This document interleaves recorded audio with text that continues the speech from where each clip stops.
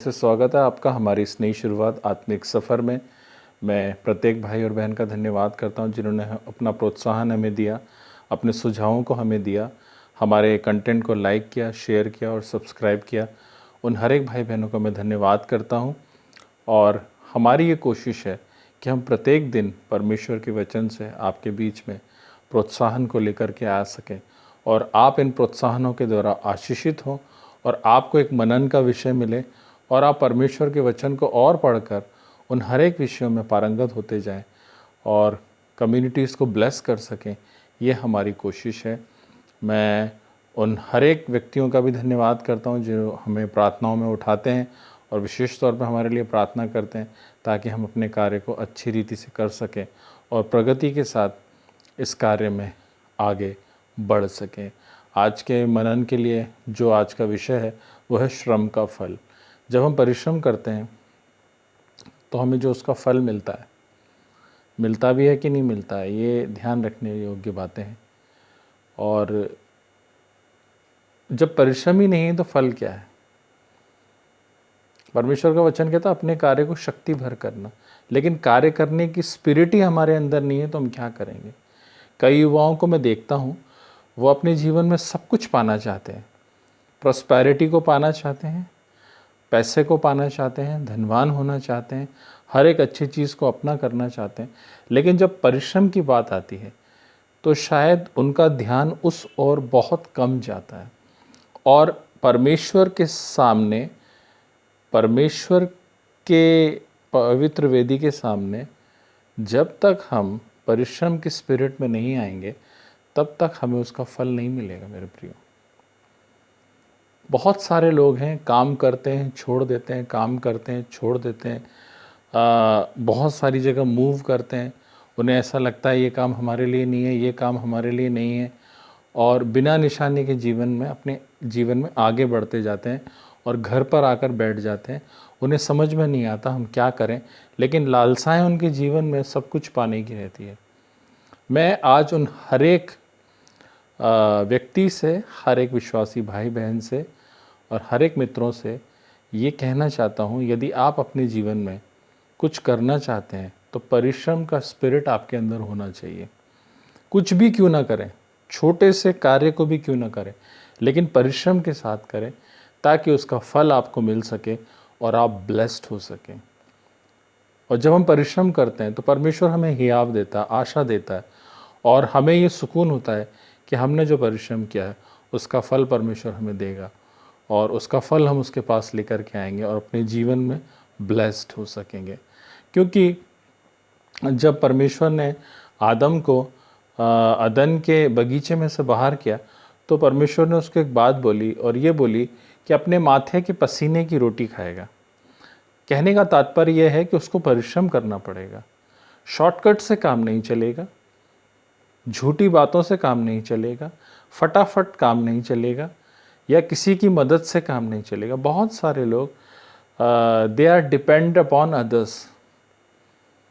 उनके अंदर दूसरों के ऊपर निर्भर रहने का आत्मा इतने ज़ोर से प्रबल है कि वो अपने जीवन में कुछ करना ही नहीं चाहते, वो अपने जीवन में आगे ही नहीं बढ़ना चाहते।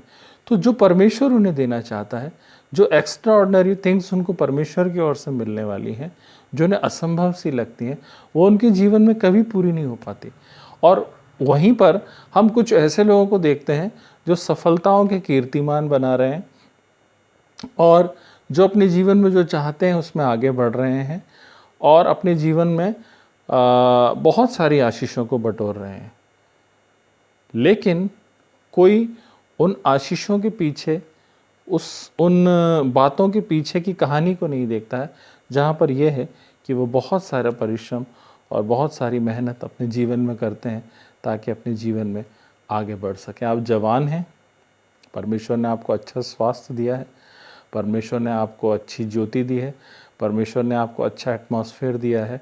अपने आप को दूसरों के ऊपर निर्भर ना करें, लेकिन अपने जीवन में परिश्रम को महत्व दें और मन लगाकर अपने शक्ति भर परमेश्वर ने जो कार्य आपको दिए हैं उससे अपने जीवन के द्वारा पूरा करने की कोशिश करें। हो सकता है आप एक छोटे से स्कूल में टीचर हैं, हो सकता है आप किसी बैंक में हैं, हो सकता है आप कोई बिजनेस कर रहे हैं, हो सकता है आप कहीं पर लीडर हैं, हो सकता है आप प्रभु की सेवा में हैं, लेकिन जिस छोटे से लेकर बड़े काम में आप हैं, आपको उसमें परिश्रम करना है ताकि आपके श्रम का फल आपको पूरी तरीके से मिल सके और आप परमेश्वर के द्वारा ब्लेस्ड हो सके।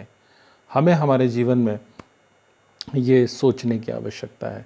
नीति वचन उसका 14 अध्याय और उसके 23वें पद में मैं कुछ कुछ वचन आपको कोट करता हूँ, जिनके मैं आपको रेफरेंस देता हूँ। बहुत सारे वचन ऐसे होते हैं जिनके मैं रेफरेंस नहीं दे पाता, लेकिन जिनके रेफरेंस देता हूँ आप अपने जब आप बाइबल खोलते हैं आप उनको पढ़ सकते हैं। और यहाँ पर लिखा है, परिश्रम से सदा लाभ होता है। यदि आपकी स्पिरिट हार्ड वर्क के लिए तैयार है तो आपको सदा लाभ होगा। परिश्रम वाला आदमी, पुराने लोग कहते थे, जो मेहनत करता है वो कभी भूखा नहीं सो सकता। ये सही बात है। हमको हमारे जीवन में हमारी आत्मा को हार्ड वर्क के लिए रेडी करना है, कठिन परिश्रम करने के लिए तैयार करना है, ताकि हम अच्छी रीति से अपने जीवन का यापन कर सकें और अपने जीवन में उन हर एक चीज़ों को प्राप्त कर सकें जो हम कर सकते हैं, जो हमारे लिए तैयार की गई है।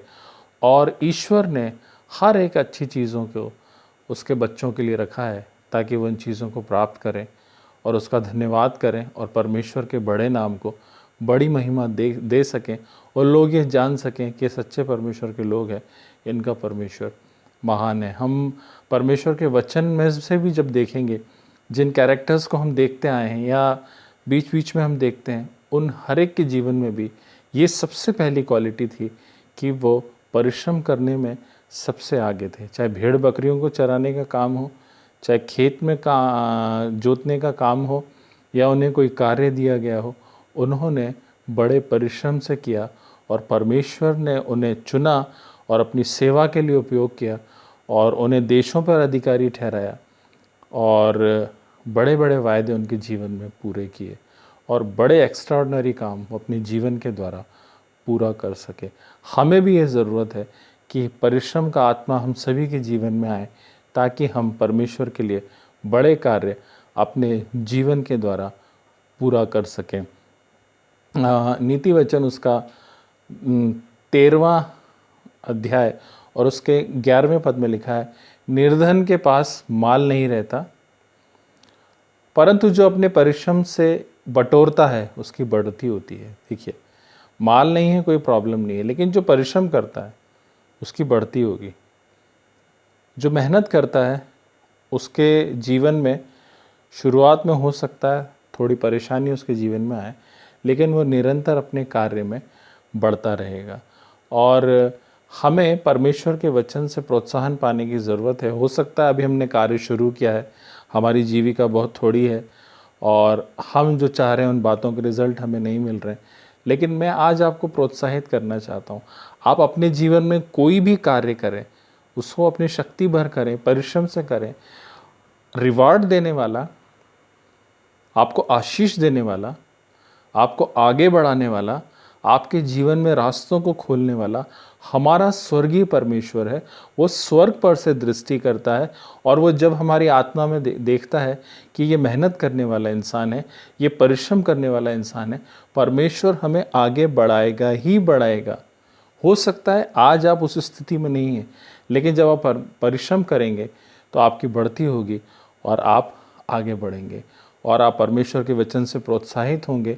आपके अंदर एक नई आशा आएगी और आप अपने कार्य को और बेहतर तरीके से कर सकेंगे। नीति वचन उसका 23वां अध्याय और उसके 29वें पद में लिखा है, यदि तू ऐसा पुरुष देखे जो कामकाज में निपुण हो तो वह राजाओं के सामने खड़ा होगा, छोटे छोटे लोगों के सामने खड़ा नहीं होगा।